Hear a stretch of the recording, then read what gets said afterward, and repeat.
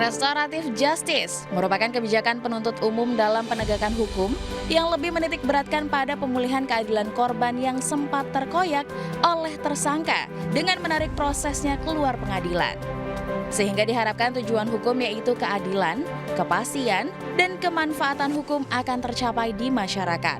Hal ini dikarenakan masyarakat menilai beberapa perkara tidak layak untuk disidangkan dan kerugian korban tidak dapat dipulihkan dengan pemidanaan tersangka. Hal tersebut menunjukkan telah terjadi pergeseran makna di masyarakat, yaitu penegakan hukum yang berorientasi pada pembalasan atau retributif tidak menyelesaikan persoalan yang ada. Melihat fenomena tersebut, Jaksa Agung selaku penuntut umum tertinggi menilai penegakan hukum pada perkara tertentu lebih tepat dengan pendekatan restoratif atau pemulihan. Atas dasar hal tersebut, Jaksa Agung mengeluarkan kebijakan restoratif justice yang mampu menjembatani antara hukum positif dengan keadilan yang hidup di masyarakat, sehingga diharapkan mampu memecah kebuntuan hukum serta mampu memberikan oase kemanfaatan hukum bagi masyarakat. Lalu seperti apa penerapannya?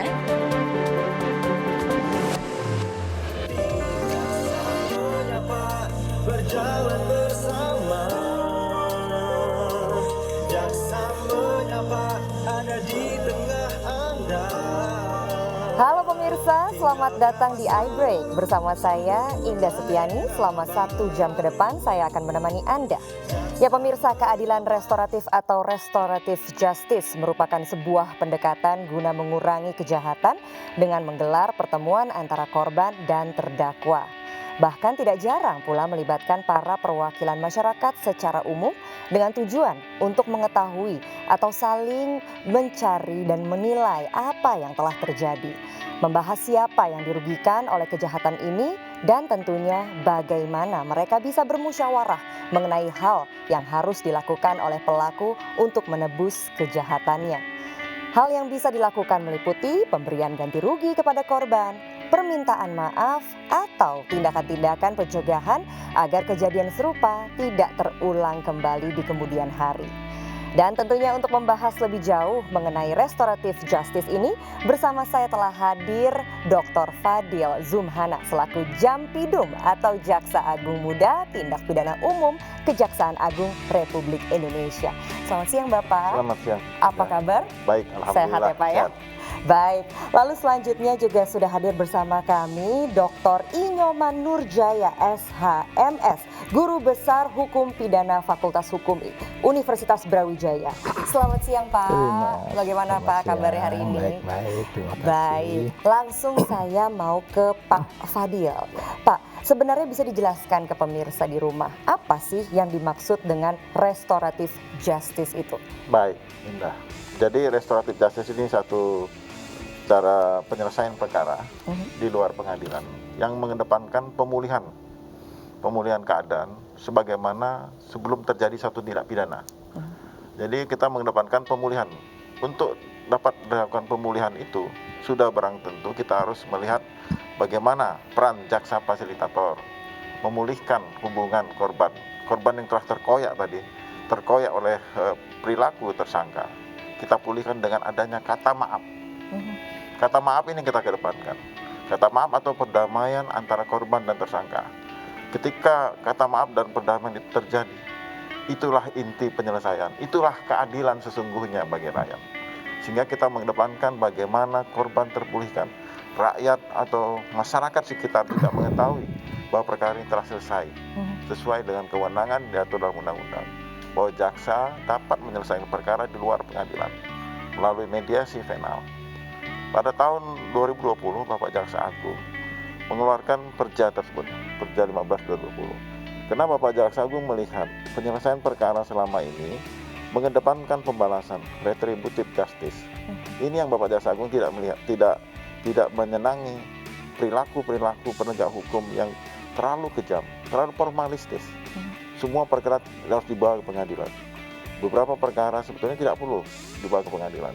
Karena keadilan yang sesungguhnya adalah ketika masyarakat atau antara korban dan tersangka itu telah terpulihkan hubungannya. Ini yang diharapkan Jaksa Agung, adanya harmoni dalam masyarakat, adanya kedamaian dalam masyarakat. Ini yang diharapkan oleh Jaksa Agung kepada kami semua, jaksa seluruh Indonesia, sehingga setiap hari saya itu bersama dengan Kajari Kajati Indonesia mengevaluasi perkara-perkara yang kita selesaikan melalui keadilan restoratif.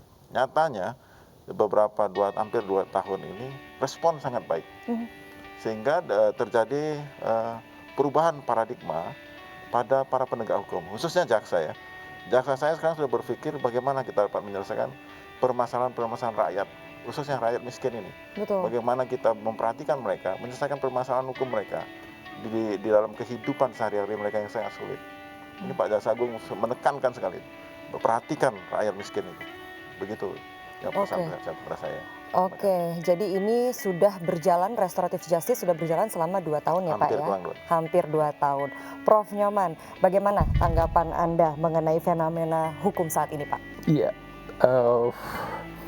yang pertama sebenarnya dalam konteks kebijakan hukum sebenarnya ini restoratif justice, khususnya dalam konteks penegakan hukum. Saya sebagai akademisi memberikan apresiasi yang tinggi nih kepada Bapak Jaksa Agung ya. Karena apa?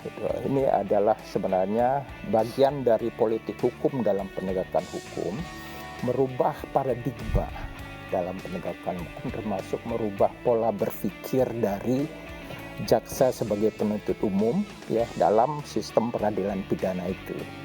Oleh karena itu saya perlu menjelaskan juga bahwa perubahan paradigma itu berangkat sebenarnya dari karakter hukum pidana itu sendiri. Karakter hukum pidana itu adalah apa yang disebut dengan retributive justice. Apa itu artinya? Retributive justice itu adalah keadilan yang diberikan dengan cara menghukum.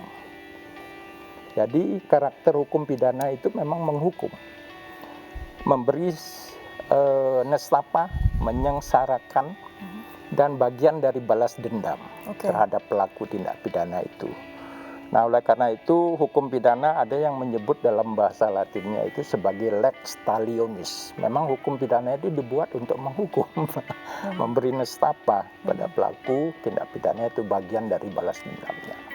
Nah, paradigma ini kemudian oleh Bapak Jaksa Agung ya diperkenalkan apa yang disebut dengan restoratif. Jadi dari retributive justice itu sekarang beralih ke restoratif justice. Apa sebenarnya makna dari restoratif justice itu? Itu adalah keadilan yang ditujukan untuk memulihkan keadaan seperti semula. Caranya bagaimana? Mekanismenya itu adalah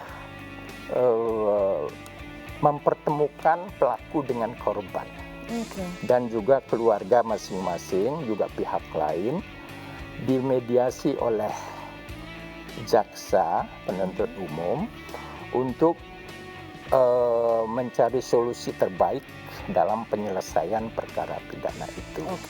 Nah, di sanalah kemudian intinya sebenarnya dari restoratif justice itu adalah dimaksudkan keadilan yang memberikan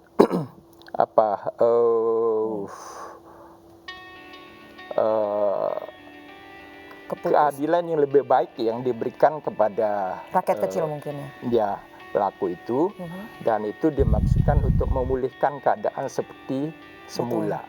Nah, itu artinya keadaan seperti semula maksudnya seperti tidak pernah terjadi lagi ya, karena sudah ada kesepakatan dari pelaku dan korban untuk menyelesaikan, mendapatkan solusi terbaik. Dan itu kemudian jaksa disinilah perannya dia. Jadi jaksa memiliki peran penting. Memediasi, memberikan menjadi mediator untuk penyelesaian itu. Baik, tadi Prof. Nyoman juga sempat mengatakan bahwa tempat bertemunya antara pelaku dan korban. Nah, menurut Prof, apakah restoratif justice ini bisa menjadi penyelesaian yang tepat, mengingatkan banyak juga korban yang mungkin trauma ketemu sama pelaku dan lain sebagainya. Kita tahan dulu, Prof, jawabannya. Kita akan jeda sejenak. Jangan kemana-mana, tetap bersama kami di iBreak.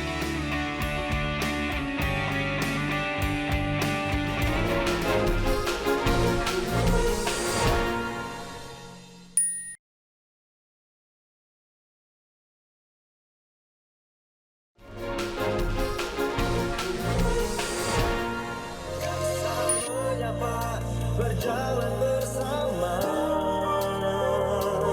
Jaksa menyapa ada Kembali lagi bersama saya Indah Septiani tentunya di iBreak, dan tentu saja masih bersama dengan Bapak Dr. Fadil Zumhana dan juga Profesor Dr. Inyoman Nurjaya selaku akademisi hukum. Kembali lagi saya ingin melanjutkan pertanyaan saya ke Prof. Nyoman. Prof, bagaimana nih antara pelaku sama korban harus dipertemukan? Apakah ini merupakan atau restoratif justice ini merupakan penyelesaian yang tepat, Prof?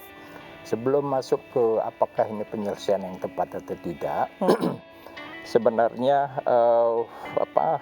restoratif justice itu kan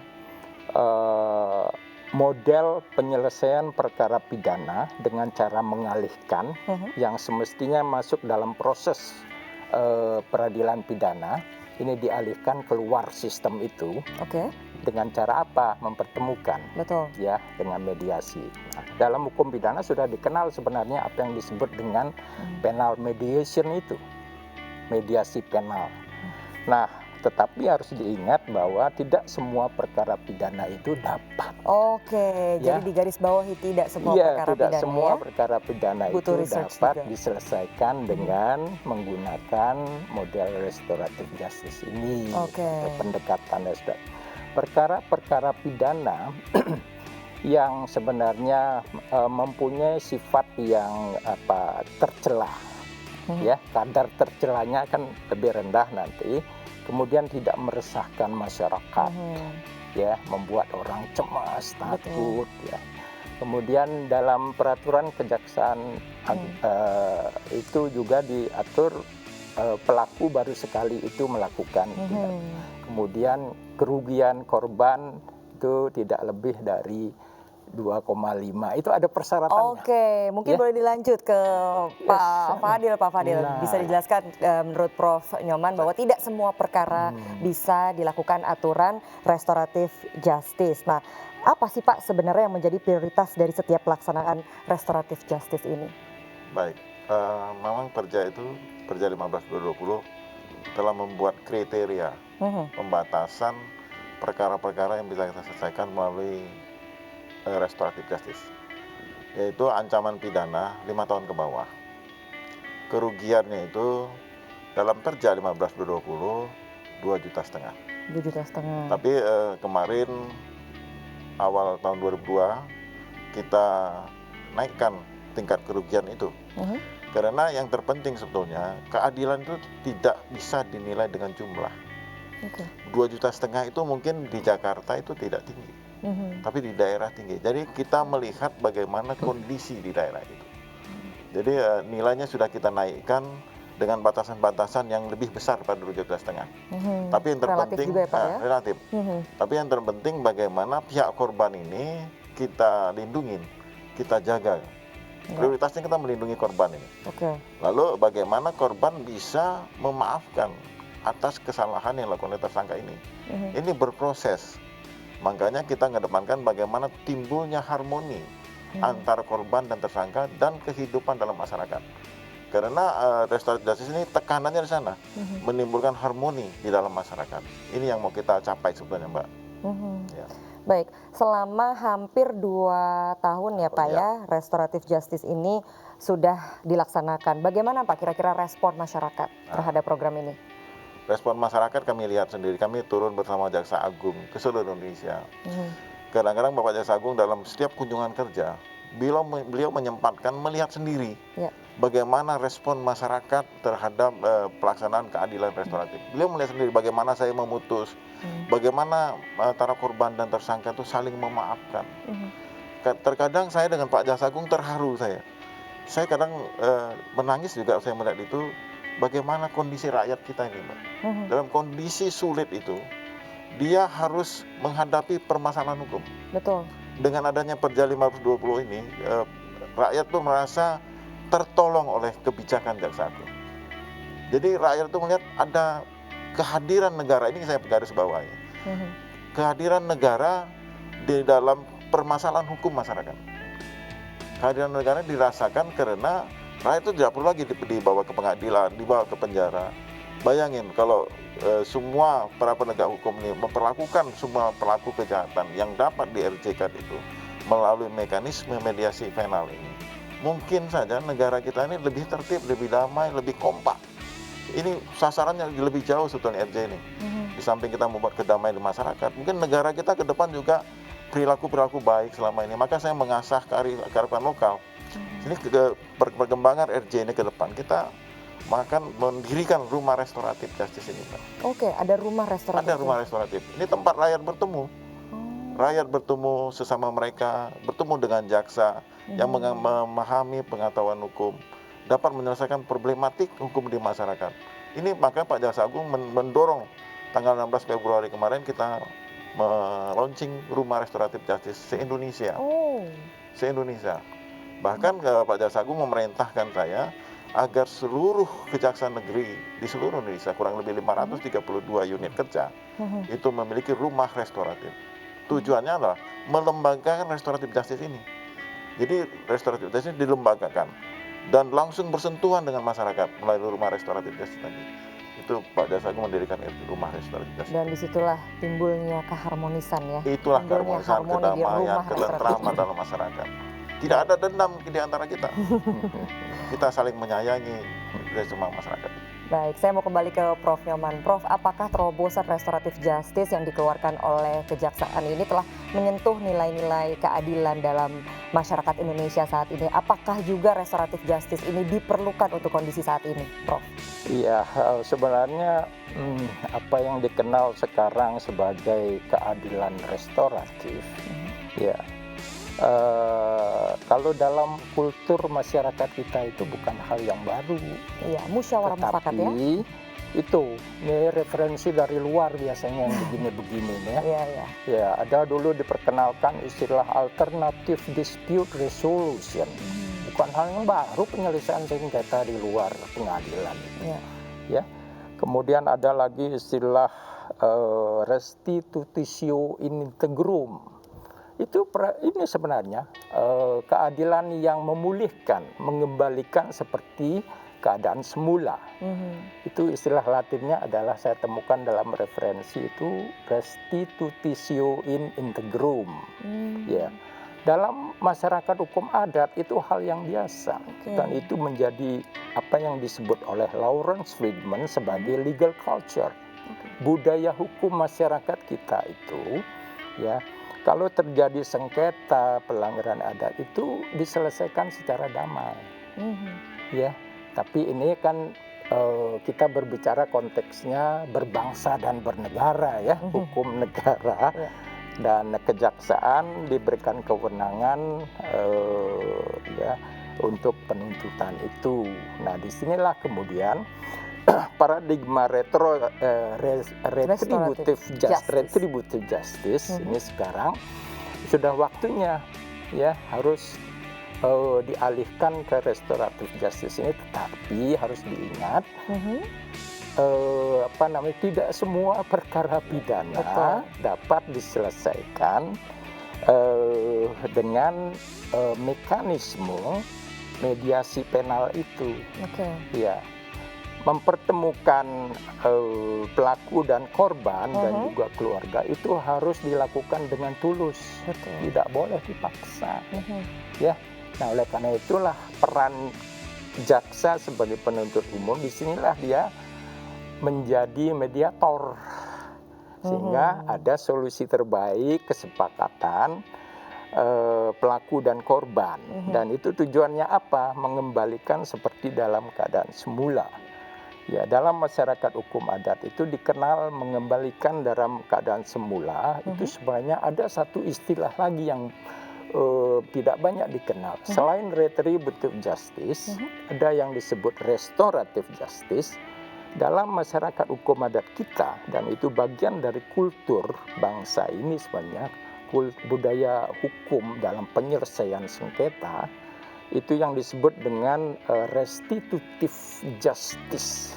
Restitutif maknanya lebih dari restoratif. Jadi sebenarnya kalau ini sudah tidak awam ya Pak ya? justice itu lebih pada kehidupan material. Baik. Tapi kalau restitutive justice itu bagian dari budaya hukum masyarakat Indonesia, itu sebenarnya ada nuansa religius di dalamnya. Jadi untuk masyarakat Indonesia sendiri ini bukan sesuatu yang baru, bukan sesuatu yang awam ya Pak. Baik, perbincangan semakin menarik, tapi kami harus berikan jeda sejenak. Jadi jangan kemana-mana, tetap bersama kami di iBreak.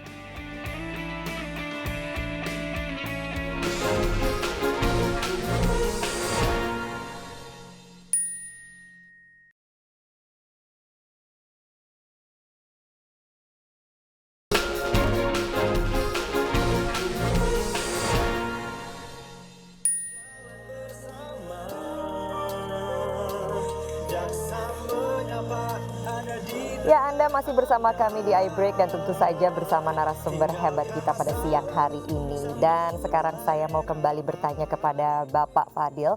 Pak, ini melihat masyarakat kan melakukan restoratif justice ini ada pada penegak hukum lain yang sama punya konsep restoratif justice juga. Nah, apakah konsep tersebut Pak sama dengan restoratif justice yang diterapkan oleh kejaksaan?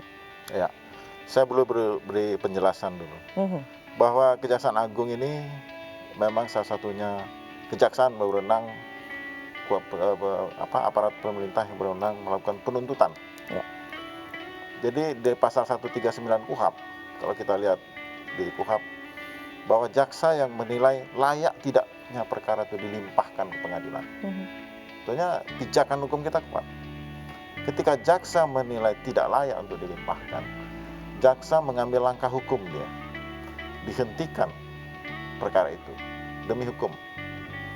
Restoratif justice ini kalau kita lihat pijakan hukumnya di samping KUHP juga Undang-Undang Nomor 11 tahun 2021 tentang pembaruan Undang-Undang 16 2004. Di situ cukup jelas kewenangan kejaksaan dalam mediasi penal menyelesaikan perkara di luar pengadilan. Jadi kalau kita lihat penegak hukum lain itu hanya kebijakan saja. Kalau kita ini landasan hukumnya sangat kuat. KUHP itu menentukan itu. Kita berwenang untuk kita yang menilai layak tidaknya perkara itu dilimpahkan ke pengadilan. Ketika tidak layak, kita hentikan. Layak tidaknya ditentukan oleh kita itu. Contoh, perkara itu dilimpahkan pengadilan menimbulkan kegaduhan. Memang tujuan kita dalam menegakkan hukum adalah menimbulkan keadilan, kepastian, dan kemampatan hukum. Ketika penegakan hukum yang kita tuju tadi tidak tercapai, justru menimbulkan masalah. Makanya restoratif justice ini salah satu jalan keluar sebetulnya. Bagaimana sebetulnya masyarakat ini kita dapat hak menuntut. Hak menuntut itu datang dari rakyat kita. Kita pergunakan. Sementara dalam situasi tertentu, masyarakat sudah tidak mengendaki lagi perkara-perkara seperti itu dinaikkan ke pengadilan. Jadi kita merespon sebetulnya. Dan undang-undang membenarkan itu. Karena kita menilai tidak layak perkara yang dilimpahkan pengadilan.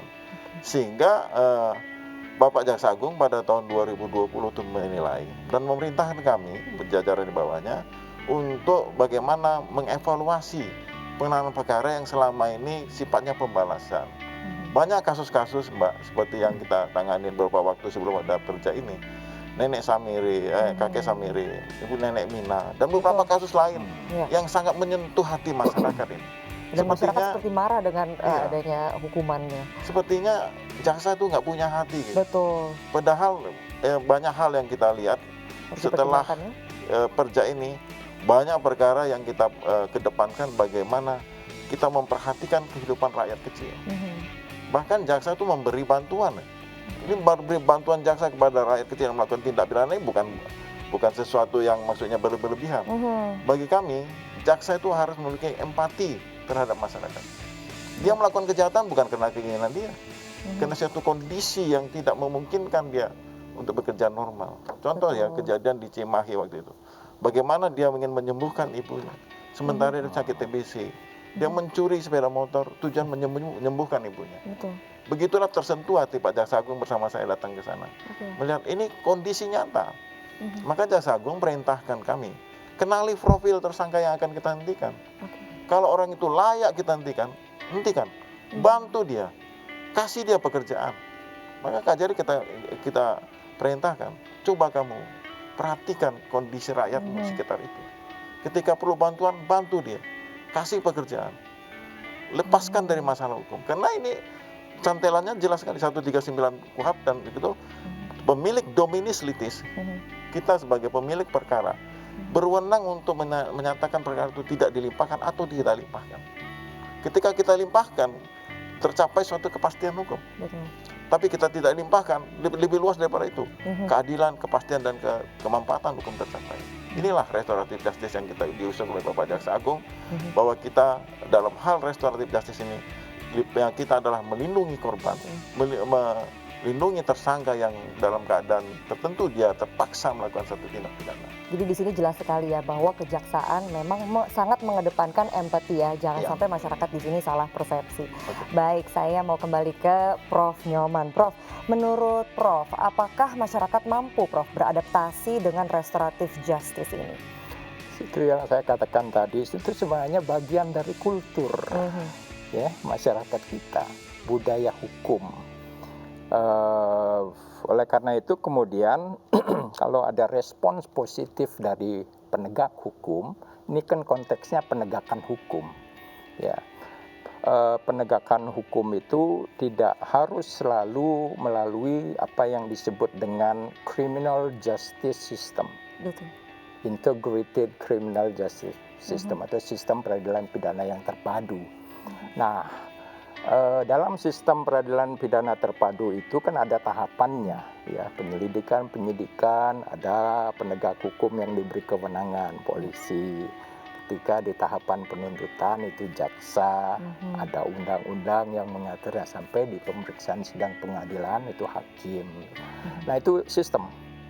Nah, kita berbicara restoratif justice dalam konteks penuntutan, dan itu kewenangan dari kejaksaan. Ya, nah, disinilah poinnya sebenarnya. Kalau kita berbicara dari hukum positif, ya jaksa harus melakukan penegakan hukum. Tetapi ada dasar hukum juga untuk bisa menggunakan pendekatan keadilan restoratif ini dalam konteks penuntutan. Intinya sebenarnya yang dimaksud keadilan restoratif di lingkungan kejaksaan itu adalah menghentikan penuntutan, ya. Dengan cara apa? Gitu. Mengalihkan keluar yang seharusnya melalui meneruskan ke pengadilan, membawa keluar sistem itu, dan inilah kemudian jaksa memainkan peran sebagai mediator. Dan itu semua harus dilakukan dengan kesadaran pelaku dan korban. Keluarga korban merasa, oh ya ini tidak perlulah. Oh, itu juga menggugah kesadaran hukum masyarakat juga. Ya. Betul. Ada perkara-perkara pidana yang tidak perlulah masuk. Betul. Dan itu implikasi hukumnya macam-macam, sampai lembaga pemasyarakat yang jadi penuh itu kan karena salah satunya ya. Jadi kesimpulannya memang ini diperlukan ya untuk masyarakat. Diperlukan saat sekali, ini. Tetapi ingat itu aja ada tidak semua. Tidak semua perkara ya Pak bisa dilakukan restoratif justice. Oleh karena itu peraturan Jaksa Agung itu membatasi. Ya, ada syarat-syarat. Harus ada kejelasan juga. Nah, tadi saya mengatakan restoratif justice sebagai ada yang menyebut pendekatan, ada yang menyebut mekanisme, ada menyebut metode Sah-sah saja ya. dalam penyelesaian perkara pidana dengan cara mengalihkan keluar sistem. Betul. Nah, yang tujuannya adalah untuk memulihkan seperti dalam keadaan semula. Betul. Yang awalnya dari sisi korban, ya, yang dirugikan secara material atau bisa juga mengalami tekanan psikis, menjadi lebih laku yang menjadi lebih baik dan juga lebih dari harmoni, kriminologi kan kita bisa memahami ya. Betul. Perilaku jahat itu tidak semua Betul sekali. Setuju, diinginkan Pak. ya. Baik. Ada tekanan-tekanan lain yang menyebabkan orang juga melakukan kejahatan. Baik. Disinilah harus situasi yang kondusif ya Pak. Yes. Baik, kita masih akan berbincang lebih lanjut di segmen selanjutnya. Jangan kemana-mana, kami berikan jeda sejenak. Tetap bersama kami di iBreak.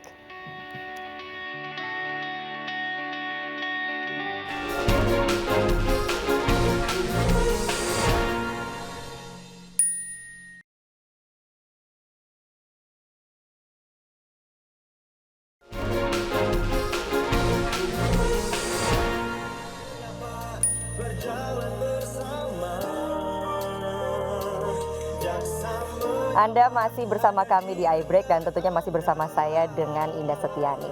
Ya, baik, saya kembali lagi ke Pak Fadil. Pak Fadil, bagaimana sih tanggapan Bapak atas timbulnya pemahaman di masyarakat bahwa restoratif justice ini sama saja dengan deponering atau pengesampingan perkara demi kepentingan umum, Pak? Ya, ini adalah, perlu saya beri penjelasan, satu hal yang berbeda. Deponering ini memang kewenangan Jaksa Agung. Hanya Jaksa Agung yang berwenang untuk menyampingkan perkara demi kepentingan umum. Nah, ini untuk kepentingan umumnya juga harus ada penilaian. Jadi tidak sembarangan. Deponering ini karena hanya Bapak Jaksa Agung yang berwenang menyampingkan perkara. Dan kepentingan umumnya ada batasan. Batasan kepentingan umum. Hal-hal tertentu misalnya apabila perkara ini dilimpahkan ke pengadilan akan menimbulkan kegoncangan dalam masyarakat. Sehingga parameternya harus jelas kepentingan umum ini. Jadi tidak semua perkara, lebih sangat-sangat limitatif. Sedangkan restoratif justice ini sebetulnya berangkat dari kewenangan jaksa menilai layak tidaknya perkara itu dilimpah. Di pasal 139 KUHP itu.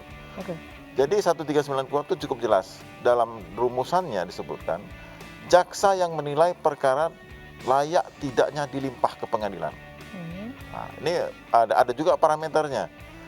Perkara yang layak tidaknya. Jadi tidak, ini justru kalau kita lihat restoratif justice ini perkara yang sudah layak kita limpahkan pengadilan, sudah memenuhi syarat dilimpahkan karena sudah dinyatakan lengkap, sudah terpenuhi unsur. Tapi jaksa menilai tidak layaknya ketika pelimpahan perkara ini menimbulkan kegoncangan hukum. Menimbulkan ketidakadilan. Misalnya seorang hanya mencuri kakao atau mencuri getah. Mencuri getah Rp17.000 sekaki Samirin Sumatera Utara. Itu kita limpahkan justru akan menimbulkan ketidakadilan di pandangan masyarakat. Kok seolah-olah jaksa ini hanya tajam ke bawah, tumpul ke atas. Orang miskin diadilin, orang koruptor besar dibiarkan. Inilah paradigma ini dibalik oleh Bapak Jaksa Agung. Jaksa Agung saat ini sudah memerintah nih kita semua. Ke bawah kalian harus memperhatikan kehidupan rakyat. Memperhatikan apa yang diinginkan rakyat dari kita. Ketika perkara itu akan menimbulkan kegoncangan, ketidakadilan, kesedihan masyarakat, ambil langkah-langkah hukum. Laksanakan restoratif justice. Tapi ke atas untuk perkara korupsi besar, habisin koruptor, miskinkan koruptor, perintah beliau. Sehingga kita belakang hari ini Bapak Jaksa Agung mengangkat perkara-perkara besar seperti Jiwasraya, Asabri, belakangan ini ada kasus minyak goreng ini, mafia minyak goreng ini. Ini beliau bertindak cepat, Pak Jampitsus bertindak cepat, melakukan penangkapan, menindak. Ini berarti jaksa itu sekarang udah berubah. Tadinya kita dinilai masyarakat tumpul tajam ke bawah, tumpul ke atas. Sekarang udah kita balik. Kita ke bawah penuh kasih sayang ke bawah kepada rakyat. Penuh empati kepada rakyat. Ke atas kita tidak peduli siapapun pelakunya. Pelaku tindak pidana korupsi, kita tindak habis. Jadi saya ingin membedakan, kalau restoratif justice ini berangkat 139 KUHP, tetapi tentang deponering diatur di dalam Undang-Undang Kejaksaan. Bahwa Jaksa Agung lah yang berwenang satu-satunya yang dapat menyampingkan perkara demi kepentingan umum. Dan demi kepentingan umum juga harus ada pendapat dari lembaga-lembaga negara. Jadi tidak bisa Jaksa Agung saja. Pendapat dari lembaga-lembaga negara diminta tentang sikap Jaksa Agung akan menyampingkan perkara demi kepentingan umum tadi. Baik. Itu Mbak. Jadi ditekankan kembali bahwa restoratif justice ini tentunya dikeluarkan oleh kejaksaan atas dasar kejaksaan yang mengedepankan empati ya Pak ya? Iya, betul. Baik, saya mau kembali ke Prof. Nyoman. Prof, kalau dilihat dengan sejalannya diberlakukan restoratif justice di Indonesia, apakah para pelaku kejahatan justru akan merasa lebih leluasa begitu Prof? Dan tanggapan Prof mengenai kebijakan ini bagaimana Prof? Iya, yang pertama itu yang saya selalu ingatkan bahwa kejaksaan sebenarnya mengeluarkan satu yang disebut dengan legal policy, ya, kebijakan hukum untuk menggunakan pendekatan keadilan restoratif ini dalam kewenangannya, penuntutan. Oleh karena itu restoratif justice itu sebenarnya penyelesaian perkara pidana dengan mengalihkan ya keluar sistem peradilan pidana itu. Nah, di sana kemudian harus ada syarat-syaratnya dong, tidak semua. Iya. Ya, tidak semua perkara pidana. Kalau dalam perkara pidana kan intinya sebenarnya itu perbuatan tercela. Kadar tercelanya dalam konteks ini kan ya tidak meresahkan masyarakat, membuat orang cemas. Kerugiannya ya, kalaupun dia ada luka misalnya dalam penganiayaan, kalau itu hanya luka ringan, ya, ya bahkan sampai dalam pembunuhan pun kayak dalam masyarakat adat itu ada mekanisme untuk menyelesaikan itu biasanya dengan upacara tertentu, ada kewajiban tertentu gitu. Nah, dalam konteks inilah kemudian Kejaksaan Agung menghentikan penuntutan, ya tujuannya sebenarnya ada konteks perlindungan masyarakat, ya pelaku dan korban kemudian membuat perdamaian, kesepakatan melalui musyawarah, dan itu atas dasar kesadaran, ya.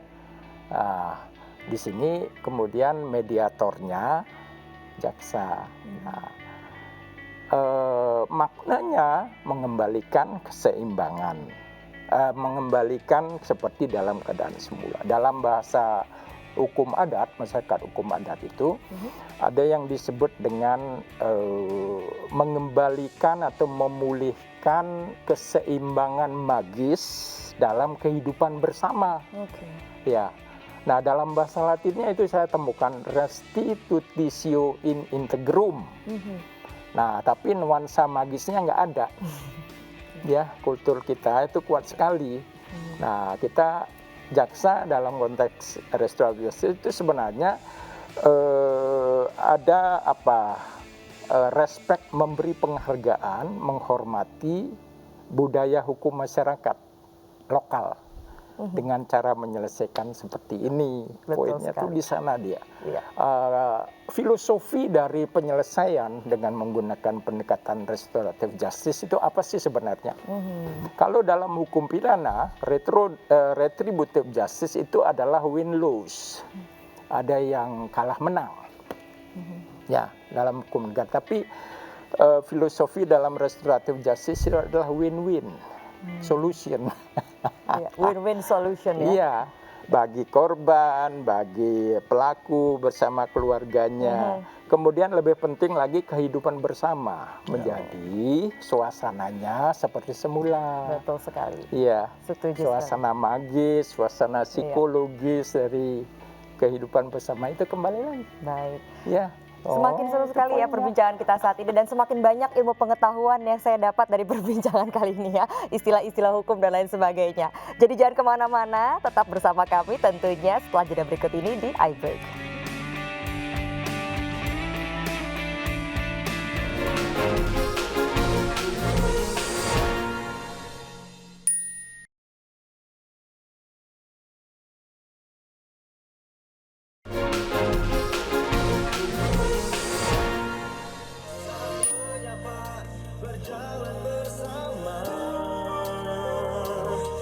Kembali lagi di iBreak dan tentunya masih membahas tema kita pada kesempatan kali ini, yaitu restoratif justice. Baik, saya kembali ke narasumber saya hari ini, Pak Fadil. Pak, tadi kan Bapak sempat menjelaskan di segmen sebelumnya ada rumah restoratif justice. Menarik sekali ya Pak ya. Boleh dijelaskan lagi Pak lebih detail, dan sekarang jumlah rumah restoratif justice ini di seluruh Indonesia sudah mencapai berapa Pak? Baik, terima kasih, ini ide baru dari Bapak Jaksa Agung dan saya tentang rumah restoratif justice ini. Rumah restoratif justice ini sengaja kita buat untuk tempat berkumpulnya rakyat kita, menyurahkan permasalahan-permasalahan yang dihadapinya, khususnya masalah hukum. Karena masyarakat selama ini belum ada tempat untuk mencurahkan permasalahan-permasalahannya. Dia selalu lari ke APH. Dia ada apa-apa dia lapor ke polisi. Padahal seperti sampaikan Prof. Nyoman tadi, budaya hukum kita ini dulu sudah ada. Sudah ada misalnya pertemuan antara tokoh-tokoh masyarakat, tokoh adat, tokoh agama di, misalnya kalau di Bali atau di Nusa Tenggara ada balai mediasi misalnya. Itu ada tempat atau beruga, tempat orang bertemu rakyat, bertemu dengan tokoh masyarakatnya, tokoh adatnya. Ini rumah restoratif justice itu kita bangun berangkat dari ide itu. Sebetulnya dalam Undang-Undang Dasar 45 disebutkan negara menghormati hukum yang hidup dalam masyarakat. Ini kita menggali nih, hukum yang hidup dalam masyarakat kita hidupkan kembali untuk menyelesaikan permasalahan-permasalahan dalam masyarakat. Itulah maka pada 16 Februari lalu Bapak Jaksa Agung meresmikan di seluruh Indonesia rumah restoratif. Bapak Jaksa Agung memerintahkan di setiap kejaksaan negeri minimal 1 rumah restoratif. Tapi saya lihat di Jawa Timur kemarin saya kontrol dan diskusi dengan Ibu Jaksa Tinggi. Di sana sudah mencapai satu daerah itu ada 30, satu kabupaten seperti tadi pagi saya bicara dengan Ibu Jaksa Tinggi. Jawa Timur ya Pak? Jawa Timur ada satu di daerah Pasuruan itu dari 34 desa di wilayahnya, 24 sudah ada rumah restoratif Prof. Oh, ini suatu hal yang luar biasa. Bahkan saya sampaikan, semua ya, Pak, ya? saya sampaikan arahan kepada Kajari seluruh Indonesia 3 hari lalu agar rumah restoratif justice ini dibangun di setiap desa, bekerja sama dengan pemerintah desa setempat dan pemerintah dengan bupati atau kepala daerah setempat. Kenapa? Kehadiran rumah restoratif justice ini adalah bagian kehadiran negara dalam permasalahan hukum masyarakat. Ini sebetulnya Pak Presiden itu ingin negara hadir dalam setiap permasalahan masyarakat. Poinnya di situ. Jadi kejaksaan ini ingin hadir di hati masyarakat. Betul. Jadi kalau bisa di setiap desa ada. Jadi kalau ada permasalahan kecil Mbak, yang tidak perlu ke aparat penegak hukum, nggak usah. Bertemu dengan tokoh masyarakat, tokoh adat, ada jaksa di sana. Bicara, kita tuangkan dalam berita acara, dah damai aja lah kalian. Iya. Ngapain kita bawa ke APH perkara kecil? Betul. Karena kalau kita lihat semua perkara dibawa pengadilan, betapa betul sesaknya pengadilan itu. Betapa penuhnya lembaga masyarakat. Iya, betul. Kita mengeliminir perkara naik ke atas. Namun ketika ada sudah jadi perkara nanti dari APH sudah jadi, kita selesaikan melalui restoratif justice. Perkara yang kriteria tertentu kita selesaikan. Iya. Dengan ini semua berjalan, Mbak. Saya rasa Indonesia ini akan sangat berubah. Betul. Paradigma penegakan hukum ke depan. Kita hidupkan kembali kearifan lokal dalam masyarakat. Dengan adanya restoratif justice ini yang sudah berjalan hampir 2 tahun ya Pak ya. Mungkin kita semua juga pengen tahu sudah berapa perkara sih yang sudah diselesaikan, dan tentunya kan juga kita udah jarang nih ngedenger kasus seperti kakek Samirin, nenek Mina ya yang ada di berita nih. Kayaknya udah mulai nggak ada lagi nih berita-berita seperti itu. Nah kira-kira bisa dijelaskan Pak, sudah berapa perkara sih selama hampir 2 tahun ini? Kalau kita lihat, memang Kejaksaan Agung Republik Indonesia tidak melihat kuantitas. Kita tidak lihat kuantitas. Karena kalau kita bicara kuantitas, di sini kita takut tidak cermat. Betul. Karena keadilan itu harus diberikan berdasarkan parameter yang jelas. Jadi makanya Bapak Jaksa Agung mau merintahkan saya selaku Jampidum. Jampidum pimpin langsung itu. Jangan serahkan pada Kajati. Supaya ada kualitas. Karena ada batasan kualitas yang saya tentukan. Perkara mana yang bisa dihentikan? Karena tidak semua perkara Mbak yang diajukan pada saya hentikan, walaupun memenuhi syarat. Karena ada tingkat ketercelaan yang tinggi. Iya. Misalnya saya nggak akan mau itu. Jadi bukan mengejar kuantitasnya Bukan, ya Pak ya, kualitas. relatif juga masing-masing perkara. Nah, maka tingkat ketercelaan tinggi pasti saya tolak. Oke. Nah, sehingga bicara tentang berapa perkara yang telah saya hentikan, kalau lihat yang masukan ke saya itu banyak. Iya. Tetapi yang saya setujui sebagai Jampidum, kurang lebih ada 1.200 perkara. 1.200 perkara selama hampir 2 tahun ini ya. Dan semuanya diselesaikan dengan sangat baik ya Pak ya. Dengan kualitas ya kita ini. Dengan kualitas yang Dan sangat sampai baik. saat ini Mbak tidak ada gugatan pra-peradilan terhadap putusan. Luar biasa sekali, perlu Berarti diapresiasi respon ya. masyarakat sangat baik. Iya. Karena berasal Baik. dari masyarakat sendiri. Terakhir Pak, singkat saja harapan Bapak ke depan terhadap penerapan restoratif justice. Baik.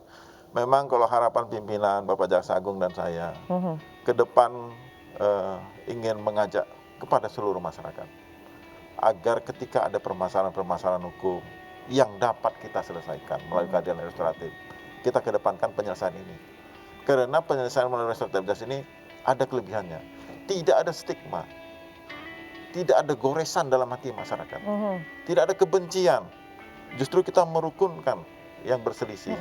Jadi itu harapan kita, sebanyak-banyaknya kita lakukan restoratif justice dengan kontrol yang sangat ketat dari kami, dari Kejaksaan Agung, Kejaksaan Tinggi, dan Kejaksaan Negeri. Baik. Kita ingin memberikan keadilan, kepastian, dan kemanfaatan bagi masyarakat agar Indonesia menjadi negara maju yang damai. Amin, amin. Baik, sekarang saya mau langsung ke Prof. Nyoman. Prof, sedikit saja, singkat saja, apa harapan Prof untuk masyarakat, terutama para korban kejahatan ini ke depannya, seperti apa sih? Iya, untuk bisa merealisasikan secara holistik dan komprehensif mengenai pendekatan keadilan restoratif restoratif ini dalam penegakan hukum, ya, khususnya kewenangan kejaksaan untuk menghentikan penuntutan. Ya, memang ini tidak hanya pekerjaannya jaksa sebenarnya. Kita berbicara sistem peradilan pidana, ya. Aparat penegak hukum mulai dari garda depannya itu, ya, polisi, ya. Kewenangan penyelidikan penyidikan, ya, kemudian jaksa penuntutan sampai di sidang pengadilan, hakim. Ini harus ada pemahaman yang sama, ya, sesuai dengan kewenangannya digunakan. Karena kewenangan restoratif justice ini sebenarnya ada dasar hukumnya, bukan begitu saja, ya, bagian dari kebijakan hukum.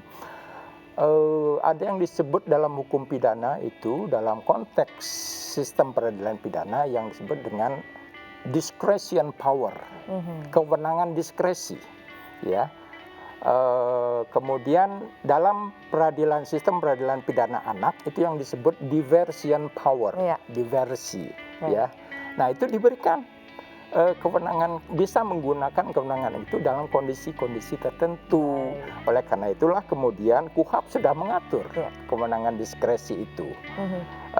Jaksa, khususnya perubahan undang-undang kejaksaan baru ini tegas sekali menyebutkan, kalau nggak salah pasal 30-an ya.